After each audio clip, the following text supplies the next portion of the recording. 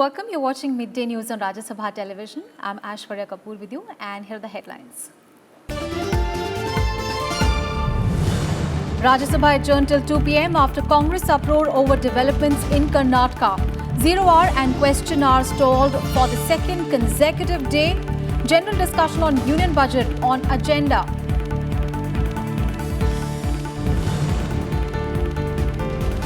Ten rebel Karnataka lawmakers move Supreme Court against the Assembly Speaker. Supreme Court to hear rebel MLA's plea on Thursday. BJP stages dharna demanding Chief Minister Kumara Swamy's resignation.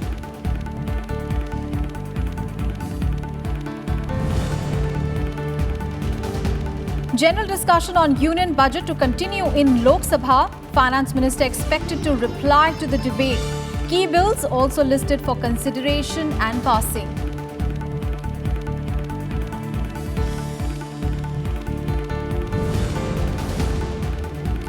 Second India-Russia Strategic Economic Dialogue kicks off in Delhi. Cooperation in agriculture, MSME and digital connectivity to be the main focus.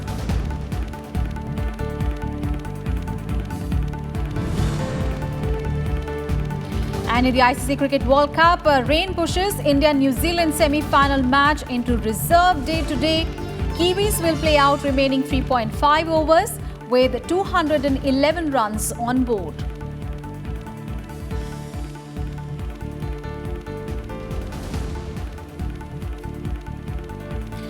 First up, news on budget session of Parliament and Rajya Sabha proceedings were adjourned till 2 p.m. today after Congress's uproar over developments in Karnataka.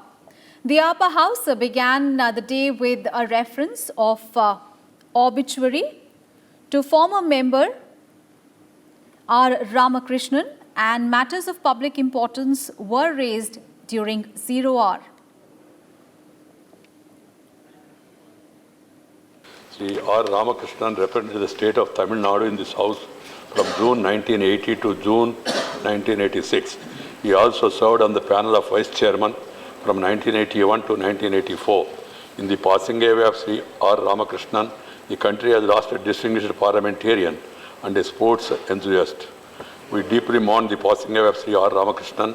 I request the members to rise in their places and observe silence as a mark of respect to the memory of departed.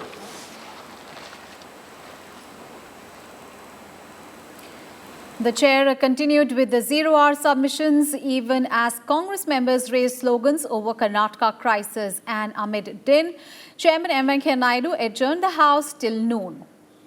The House resumed at noon to take up the question hour, but amid protests, the chair adjourned the House till 2 p.m.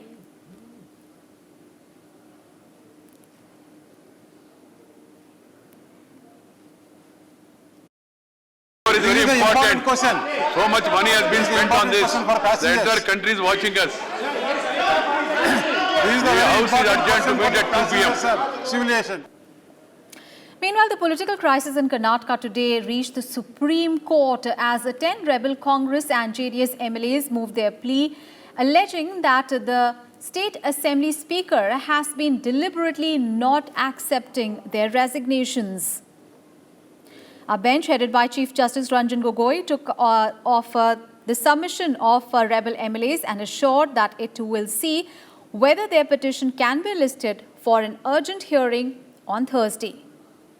Now, this comes after the rebel MLAs refused to meet Congress leader D.K. Shivakumar, who had flown from Bengaluru today morning.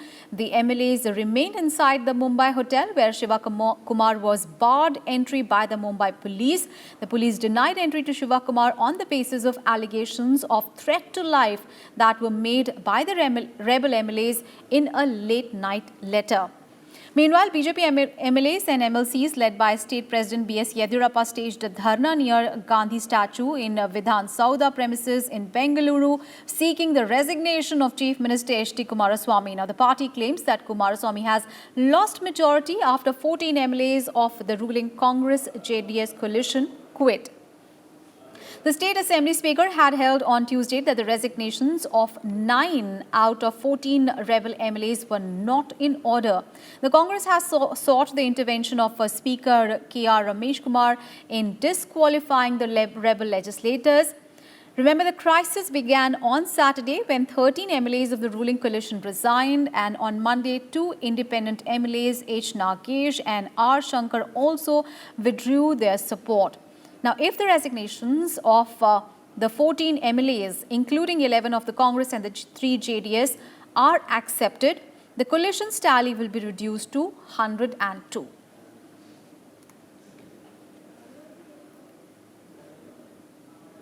All right, our colleague Panchanan Mishra is now joining us live from Parliament. Panchanan, first talking about the Karnataka crisis. Of course, high drama was witnessed outside the Mumbai hotel where the legislators are staying after Congress leader D.K. Shivakumar was actually prevented from entering the hotel.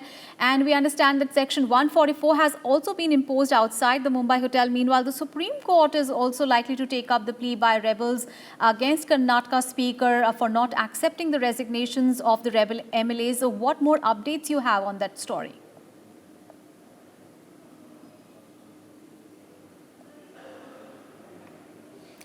Panchanan, what updates can you give us about the Karnataka crisis? Of course, lots of turns and twists and turns really happening as far as the Karnataka crisis is happening. And now, of course, the matter has also reached the Supreme Court. All right, we'll try to connect back to our reporter Panchanan on that story. Meanwhile, a look at the legislative business in the Lok Sabha today. Union Minister Ravi Shankar Prasad will move for consideration and passing the New Delhi International Arbitration Centre Bill 2019. Now, this bill was introduced in the lower house last week, and it seeks to establish an autonomous and independent institution for the better management of arbitration in our country. It will replace an ordinance that was issued in March, which seeks to provide for the establishment of the New Delhi International Arbitration Centre, or the NDIAC, to conduct arbitration, mediation and conciliation proceedings. It also declares the NDIAC as an institution of national importance. And the Central Universities Amendment Bill 2019 to amend the Central Universities Act 2009 will also be moved for consideration and passing. Now, it aims to set up a central university and a tribal university in Andhra Pradesh in order to increase access and the quality of higher education, and also promotes avenues of higher education for the people of the state. The bill was introduced by Union Minister Ramesh Pokhriyal Nishank on Monday. And the House will also continue with a general discussion on the Union budget. Finance Minister Nirmala Sitharaman is expected to reply in the House after the conclusion of the debate. The discussion on the Union budget continued for the second day in the Lok Sabha on Tuesday. Let's listen into some of the points that were made by some of the members in the House. इस देश में परम पूज्य बाबा साहब अम्बेडकर साहब के नाम से तमाम योजनाएं पिछली सरकारों ने संचालित करने का काम किया, लेकिन जब से सरकार इस देश दूसरी बार सरकार बनी है, परम पूज्य बाबा साहब अम्बेडकर साहब के नाम से जो योजनाएं चल रही थी, उन योजनाओं को बंद करने का काम इस सरकार ने करने का काम किया है. They have said enough about the gaps in the budget or inadequacies in the budget.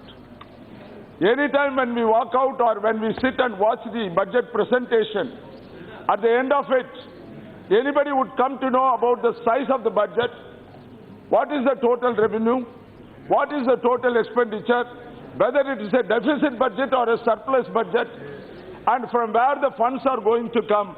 None of these things were available in the budget. None of these things were available. Middle class, scheduled caste, scheduled tribe, OBC, backward class, they cut 10,000, 1 lakh, 2 lakh in the nationalized banks.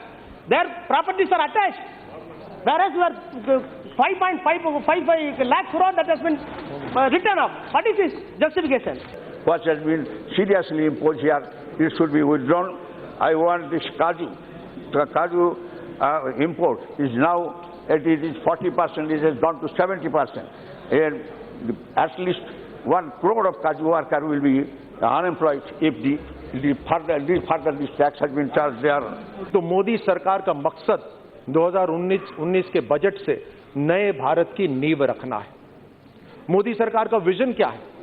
2024 तक 5 trillion economy की अर्थव्यवस्था को तैयार करना है।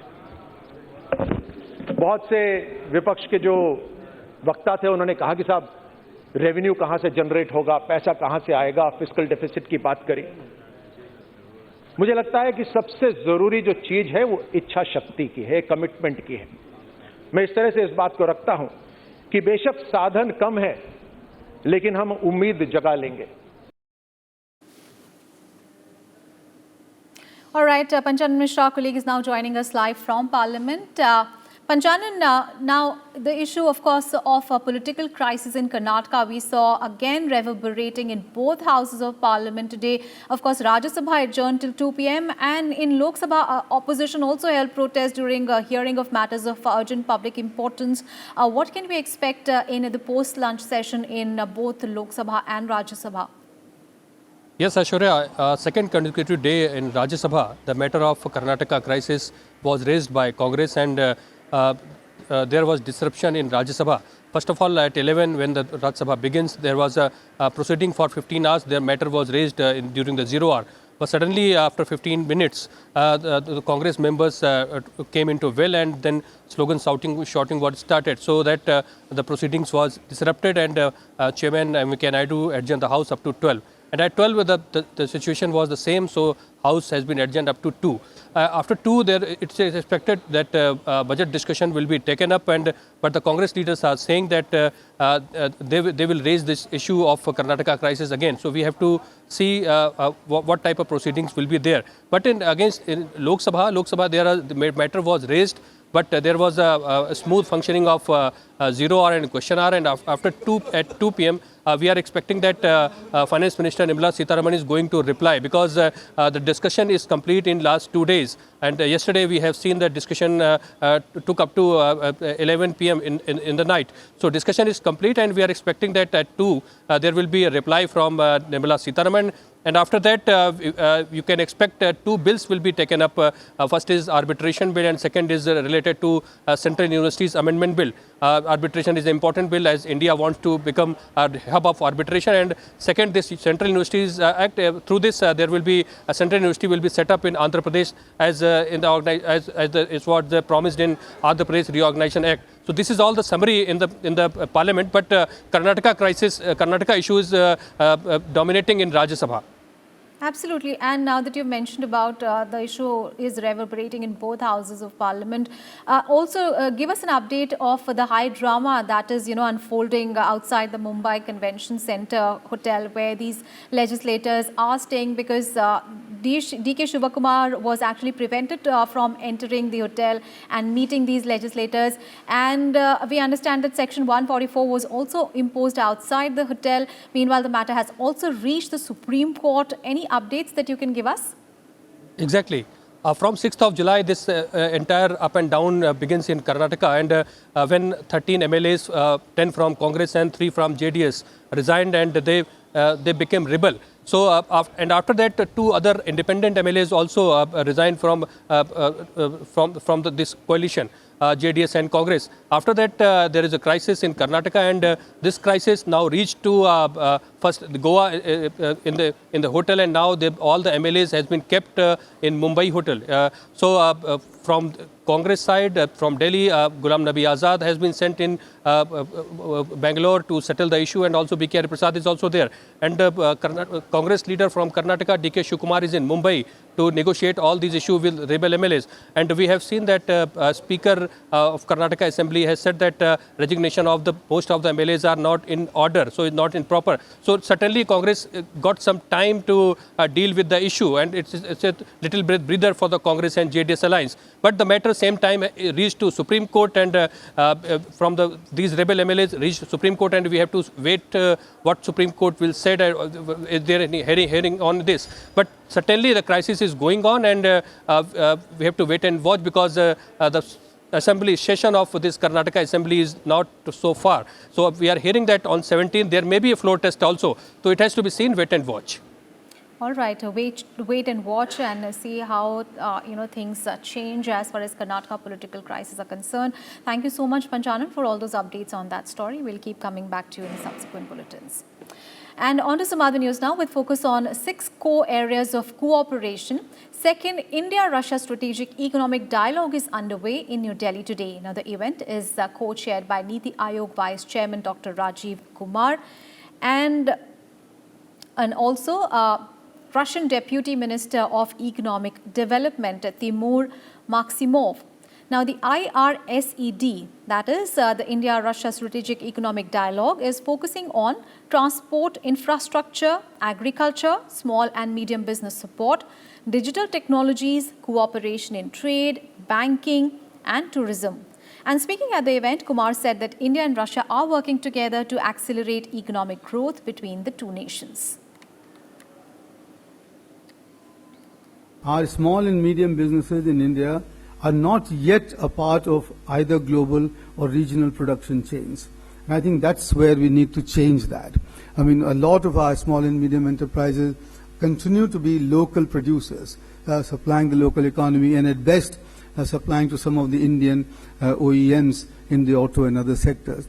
Can we use this opportunity to ensure that our small and medium enterprises find joint venture partners for access to technology? And our colleague Akhilesh Suman is now joining us for more on that. Akhilesh, like you've been telling us in the morning that the first India-Russia Strategic Economic Dialogue was held in November last year in St. Petersburg, and this is the second edition of the IRSED, and it is focusing on 6 core areas of cooperation. So tell us about the importance of this meeting and also the fact that it is also going to lay some foundation of the Prime Minister's visit to Russia in September. Right. It is really very, much related to Prime Minister's visit to Russia in September in Vladivostok for addressing the Eastern Economic Summit, and Prime Minister will be the chief guest there. So in the run-up of that visit, this meeting is organized, and another delegation from India will also go. In that, some chief ministers of different states will also be there. So what is the major issue?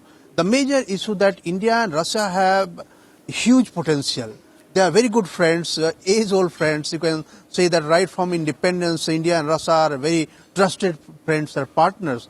But the size of economy, size of business is very low. $10 million business between the two countries, and that is really very, disappointing for both the countries. The China-India business is almost $80 billion. India-US business is almost $65 billion. Russia-China business is almost $100 billion.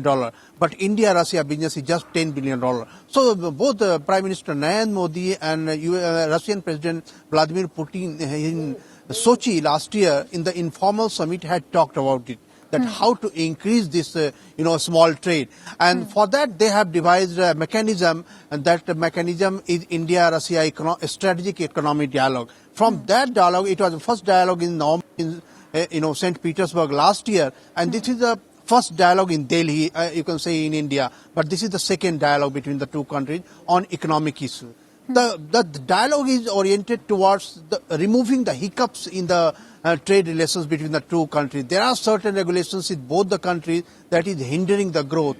Standardization, quality control, and also bureaucratic issues are there, legal issues are there in both the countries, so that trade is not growing. So these are the issues that will be discussed today, and there are 6 sessions in which discussions are going on. Introductory session has already been over, but in all 6 sessions they will talk about how we can grow together, how we can go together. Like I can just give you one example, that Indian bovine meat is not exported in Russia, but they export it from China. The only hiccup is that Russia wants that there should be 100 cattle head in one farm. But in India, there are small businesses. These are all small businesses towards which Rajiv Kumar was hinting that Indian SMEs are local industries, local businesses that help the local people. So Russia has to understand this difference between India and other countries. So I think this dialogue today is going to address all the integrity, smaller micro issues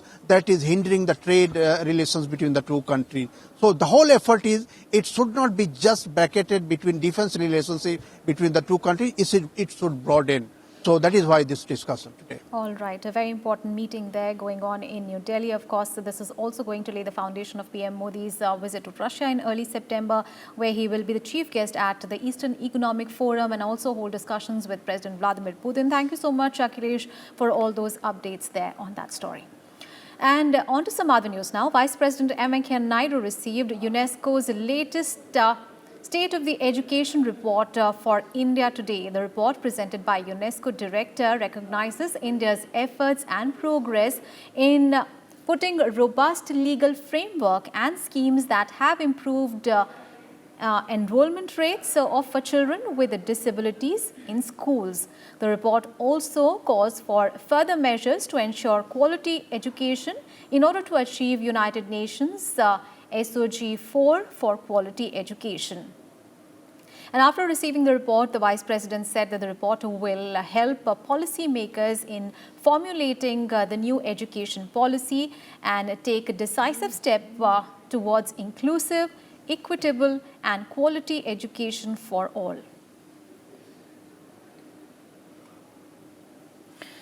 Big story coming in from Bengaluru, where an under-construction building collapsed in Bengaluru today, killing one person and injuring many others. The building was being constructed in Pulikeshi Nagar area of the city, and a team of the Fire Department Services, the NDRF, State Disaster Response, reached the spot and conducted rescue operations. The SDRF team rescued 8 people from the building. Rescue operations are currently underway.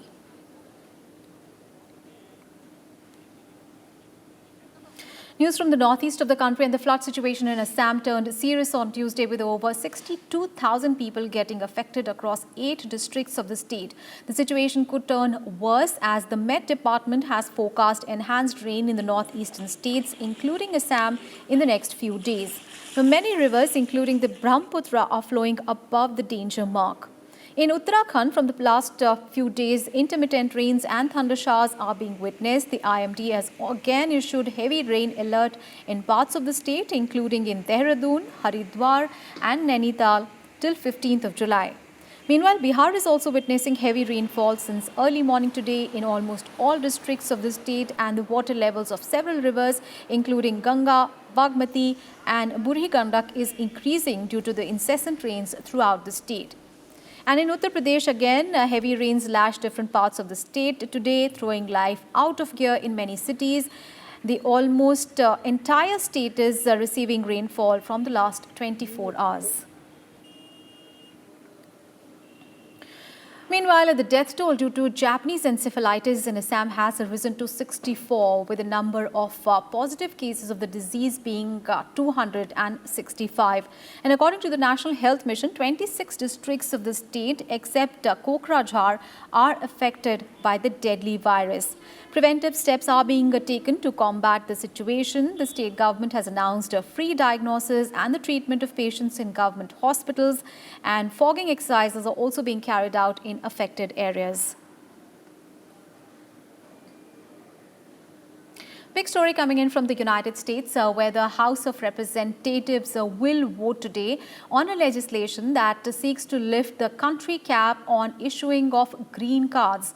Now, being supported by more than 310 lawmakers from both the Republican and the Democratic Party, the Fairness for High-Skilled Immigrants Act is all set to sail through the 435-member House of Representatives. Buoyed by the fact that 203 Democrats and 108 Republicans co-sponsoring the bill, the proponents of the legislation are using a fast-track process which requires 290 votes to pass a bill without hearing and amendments. Lifting the per-country cap on the green card would mainly benefit high-tech professionals on H-1B work visas from countries like India, for whom the wait for green card is usually more than a decade.